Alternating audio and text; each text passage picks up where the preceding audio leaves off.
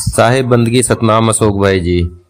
अशोक भाई जी, एक भाई की वीडियो आई है, उसने ना जीव शिव और पीव इन सबको एक बना दिया। इनके ऊपर ना थोड़ा प्रकाश डालो।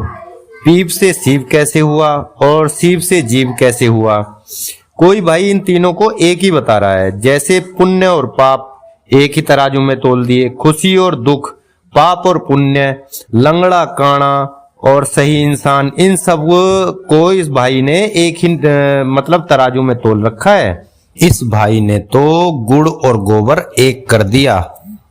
जैसे गुड़ खाने का होता है और गोबर लीपने का होता है भैंसों का, गाय का, ऐसे इसने तो गुड़ और गोबर एक बना दिया कि सब इसी को खाओ, सब एक है, सब एक है, गुड़ भी एक, गोबर भी एक और टट्टी भी एक, सब एक है, सब खाओ।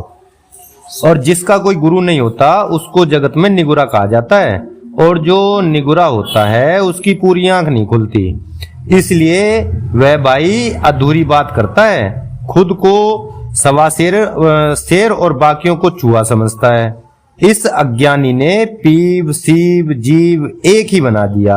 और मूर्खता की भी कोई हद होती है, बिना अनुभव के ज्ञान समझ में नहीं आता। यहीं पर पता चलता है कि ज्ञान और अज्ञान का। और ये भाई अपने ज्ञान का इतना ढंडोरा पीटता जा रहा है कि मेरे से ऊपर कोई ज्ञानी ही नहीं है इस संसार में। तो कृपया ये जीव शिव पीव नी अक्षर फलाना ढिकाना इन पर ना थोड़ा प्रकाश डालो। साहिब बंदगी सतनाम अशोक भाई जी। साहिब बंदगी सतनाम जी। दीपक भाई जी, मैंने आपका मैसेज देखा जो आपने भेजा समाधान का, और भाई ये वीडियो भी सुना। तो भाई सब हमारे भाई हैं, ना कोई हमारा बैरी है, ना कोई हमारा दोस्त है, ना किसी से हमारी दोस्ती है और ना किसी से हमारी दुश्मनी है भाई। ठीक है। और बहुत अच्छी बात है कि कोई पुण्य आत्मा ऐसे ऐसे सवाल लेके आ रहा है जिससे हमारे सबके विवेक को धार लगती है। क्योंकि धार लगनी जरूरी है, सवालों का समाधान होना जरूरी है। अगर सवालों का समाधान नहीं होगा तो कोई आगे नहीं चल सकता, किसी का विवेक नहीं जगेगा। ये बहुत अच्छा है। तो दीपक भाई जी, ये सवाल पीव शिव जीव का है, और इस भाई ने इन तीनों को एक ही समझ लिया है। ये तीन अवस्था है, और तीन अवस्था को ये भाई बोलता है कि तीनों अवस्था परमात्मा की ही है। बिल्कुल सही बात है इसकी भाई की। लेकिन इसके अंदर एक चीज आती है जिसे कहते अचरज अचंभा, देखा। और एक बात और आती है कि परमात्मा को कोई कह नहीं सकता, परमात्मा कहन सुनन से न्यारा है। तो भाई केवल जो सत्य है हमने उसको ही मानना है, सत्य को ही जानना है। बाकी सब कूड़ पसारा है। इसलिए हमने सार को निकाल लेना है और असार को छोड़ देना है। इसी को कहते नीर शीर का नबेड़ा। हंस क्या होता है? हंस मोती चुनता है। और काग क्या होता है? बगुला क्या होता है? वो मांस खाता है। यही फर्क होता है हंस में और बगुले में और कौवे में। हंस ज्ञानी का नाम है, हंस विवेकी का नाम है, हंस पारखी का नाम है। तो आज हम इस जीव शिव पीव के बारे में जानेंगे। क्या जीव पीव ही शिव है? क्या शिव ही जीव है?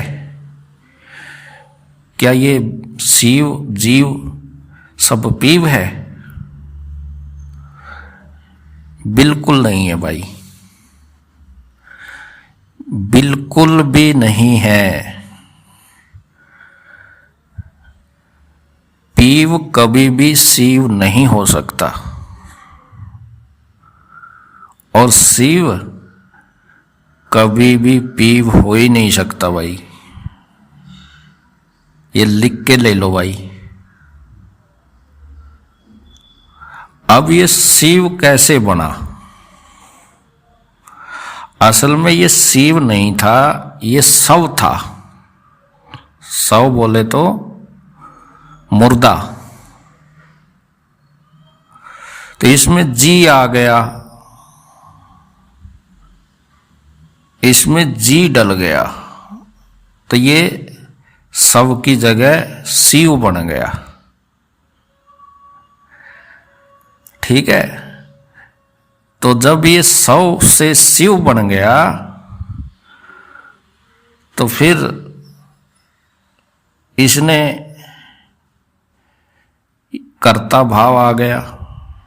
अब ये मुर्दा जिंदा हो गया। तो अब जिंदा हो गया तो इसने सृष्टि बनानी चालू कर दी।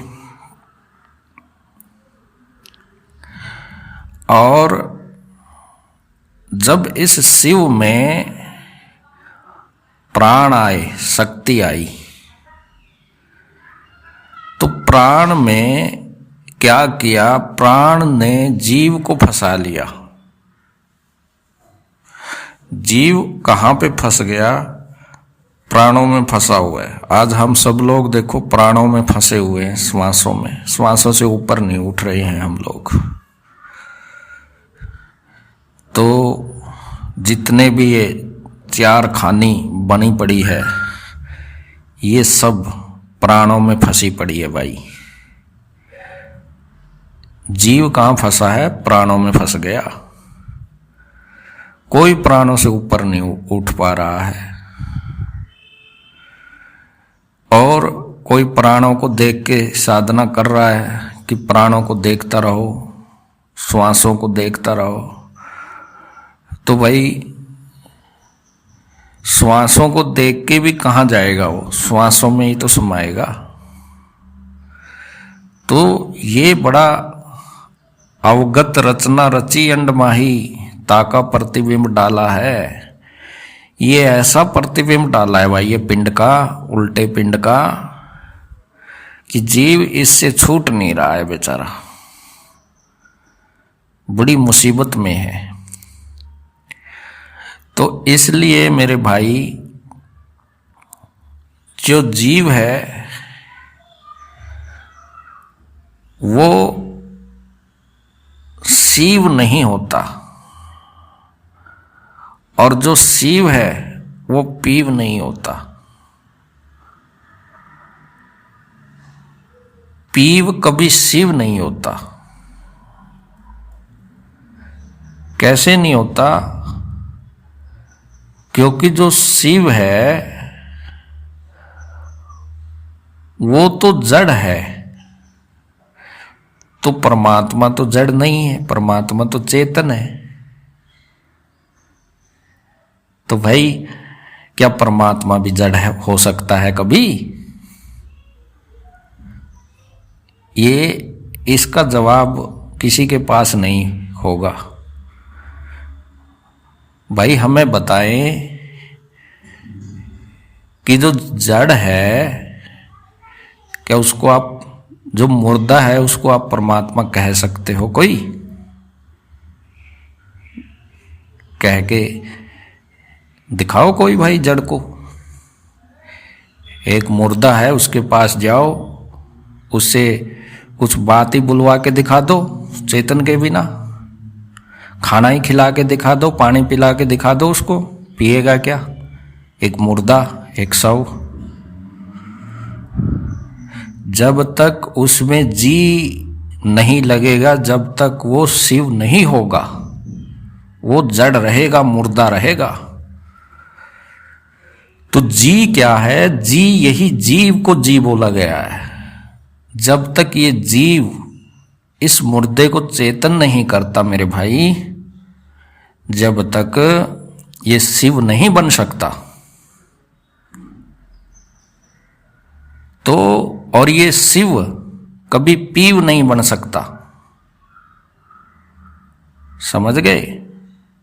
ये सब तो जीव भी नहीं बन सकता। मतलब के सर तो अक्षर भी नहीं बन सकता, और नी अक्षर तो की तो बात छोड़ दो। नी अक्षर से अक्षर ने प्रकाश किया है, इस मुर्दे को जिंदा किया है भाई, अक्षर ने, जीव ने। और जो जीव है वो पीव में ही रहता है। जैसे सूरज, भास्कर, सूरज की जो धूप है, प्रकाश है, वो सूरज में ही रहती है, लेकिन सब जगह फैली हुई है, उसका प्रकाश सब जगह है। उसी प्रकार इस अक्षर ने इस मुर्दे को प्रकाशित कर रखा है,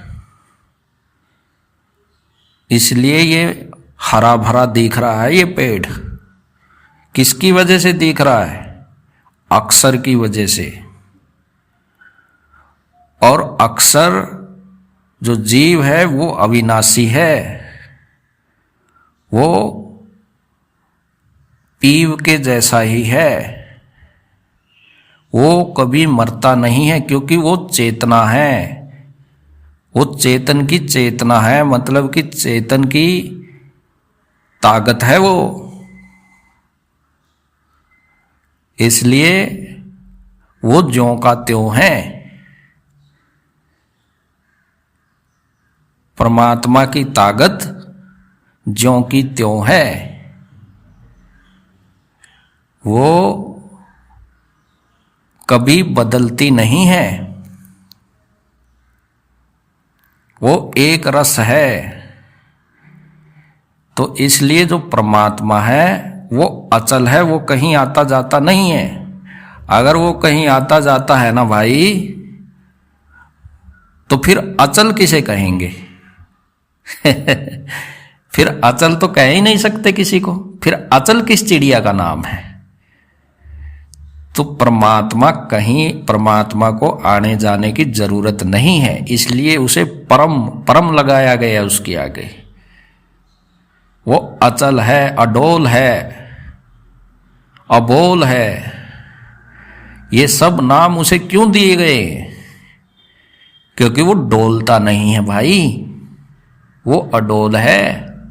लेकिन उसकी ताकत जो है, जिसे अक्षर बोला गया है, उसने सब जगह प्रकाश, उसकी ताकत से सब जगह प्रकाश फैला हुआ है।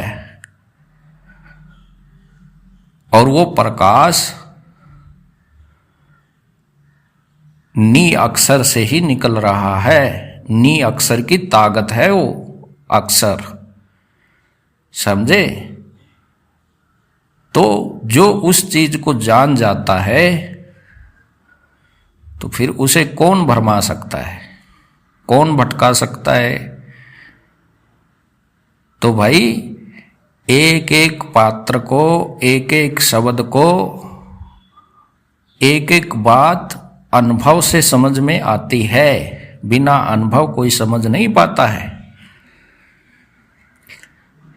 और इसलिए इसे अचरज अचंबा बोला गया है, क्योंकि कहन सुनन में नहीं है ये बात, ये कहन सुनन में नहीं आती।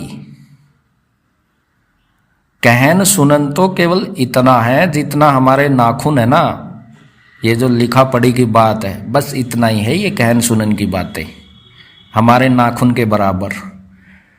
उस परमात्मा को कोई कह नहीं सकता, कोई बता नहीं सकता, क्योंकि उसे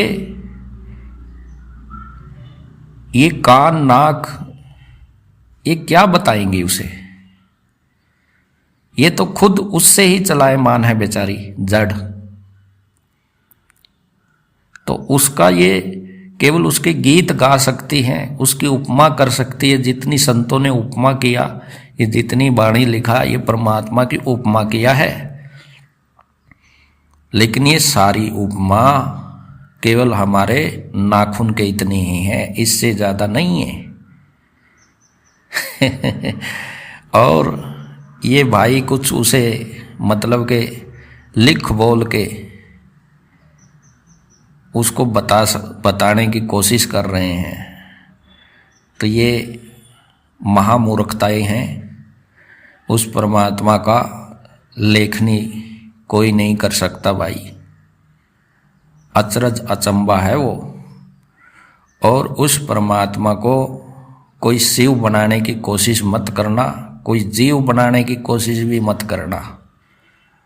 काल अकाल आप ही तो बोल रहा है कि काल अकाल न पावे पारा, और आज आप ही बोल रहा है, अपनी वाणी खुद ही काट रहा है सबके सामने सरेआम। आज काल अकाल को भूल के अब बोल रहा है कि सब एक ही है। वाह जी वाह, मतलब कि जड़ चेतन सब एक ही है। अरे भाई, ये फिर तो ये बात हो गई कि मछली और घोड़ा एक ही है, बंदर और चिड़िया एक ही है। अरे सबको एक ही तराजू में तोल दिया, फिर तो बोल इंसान और जानवर भी एक ही है। ये तो वही बात हो गई, चांद और सूरज भी एक ही है, धरती और पानी भी एक ही है, फिर तो पांच तत्व भी एक ही है। फिर तो भाई समझने समझाने को कुछ रहा ही नहीं, फिर तो ज्ञान पूरा खत्म, किताब बंद कर दो और बोलो भाई सब एक ही है, जय हो श्री राम। सब एक ही है। फिर तो टट्टी पोटी और जो हम खाना खा रहे उसमें मिला के खा लेना, सब एक ही है। गुड़ और गोबर सब एक ही है। अरे भाई, ये ग्रंथ ऐसे ही छप गए, ये शास्त्र ऐसे ही बन गए। फिर कृष्ण जी ने क्या जरूरत थी गीता का ज्ञान देने की? इतनी देर मगज घुमाया, युद्ध के बीच में इतनी बड़ी गीता बनाई, क्या जरूरत थी? बोल देते सब गुड़ और गोबर एक ही है भाई, टेंशन मत लो। फिर एक एक पात्र अलग अलग से श्लोक बोलने की क्या जरूरत पड़ी है? सब एक ही है, विषय ही खत्म हो गया। रख दो किताब ग्रंथ शास्त्र सब घर में, पढ़ने की क्या जरूरत है? इतना अच्छा समझा दिया, सब एक ही है। शिव भी एक है, पीव भी एक है, जीव भी एक है। अरे भाई,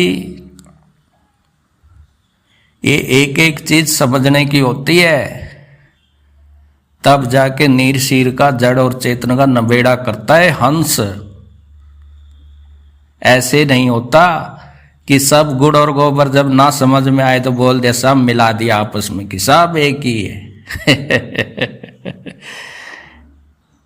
अरे जब सब एक ही है तो फिर सब और एक में क्या अंतर है बताओ? एक तो हो गया सब, मतलब कि बहुत सारे, और एक हो गया अकेला एक। तो वो सब फिर उस एक में और सब में क्या अंतर हुआ? इतना भी विवेक नहीं है क्या? अरे परमात्मा एक ही रहता है, शेष ही रहता है, शेष का शेष वो रहे, शेष का शेष। परमात्मा में कोई मिल नहीं सकता, कोई जड़ उसमें समा नहीं सकती, वहां तक नहीं जा सकती कोई जड़। ना सूरज जा सकता है, ना चांद जा सकता है, ना धरती जा सकती है, ना आकाश जा सकता है वहां तक। तो भाई ये संतों ने फिर ये ग्रंथ शास्त्र लिखने की क्या जरूरत थी भाई, एक एक चीज समझाने की अलग अलग से? फिर तो संत महात्मा बोल देते कि सब एक ही है भाई, जाने तो ज्यादा बकवास करने की जरूरत ही नहीं है। ऐसा नहीं है। शिव कभी पीव नहीं हो सकता, जड़ कभी चेतन नहीं हो सकती, और चेतन कभी जड़ नहीं हो सकती। इसलिए चेतन जड़ में रहते हुए भी चेतन ही है, और जड़ चेतन के साथ रहते हुए भी जड़ ही है। वो केवल दिख रही है कि ये जिंदा है। क्यों? क्योंकि चेतन उसके साथ है, इसलिए दिख रही है। जब चेतन उसे छोड़ देता है ना, तब क्यों उसे चार कंधे पे उठा के ले जाते हैं शमशान घाट में? क्यों उसे जला रहे हो भाई? रखो घर में। वो क्यों नहीं चेतन के साथ चला गया? वो जड़ चेतन में क्यों नहीं समा गया? सब एक ही नहीं है भाई। सब एक ही होता तो फिर तो सारा झगड़ा खत्म हो जाता। और जो चार राम है वो चार ही होते हैं, उसे एक कैसे कह सकते हैं बताओ? जब उसमें लिखा है कि चार राम, कौन कौन से हैं? जब उसमें चार आ ही गया है तो तीन से न्यारा चौथा है। सबको एक नहीं बोला गया, वहां चार बोला गया है। तो ये बुद्धि भाई, इसलिए ये विवेक नहीं जग रहा है आप लोगों का, क्योंकि आपने संत महात्माओं का खंडन कर दिया है, संत महात्माओं को ठोकर पे रख दिया है। इसलिए आपकी आंखें पूरी नहीं खुलेंगी भाई, आधी ही रहेंगी। क्योंकि आपने संत महात्माओं को तो भाई ठोकर पे रख दिया है, लात मार दी है, गुरुओं का खंडन कर दिया है। तो भाई अब आपको कौन संभालेगा? कोई नहीं संभाल सकता भाई। इसलिए संत महात्मा हमारे सर माथे का मोड़ हैं। उन्होंने जो भी अनुभव किया वो हमारे सामने रखा। हमने उनकी सदा इज्जत करनी चाहिए, हमने सदा उनकी जय बोलनी चाहिए। जय हो सभी संतों की, सदा ही जय हो जी। और मेरे भाइयों का विवेक जगे भाई, यही अरदास करते हैं हम तो। ठीक है दीपक भाई जी, साहेब बंदगी जी, सतनाम जी।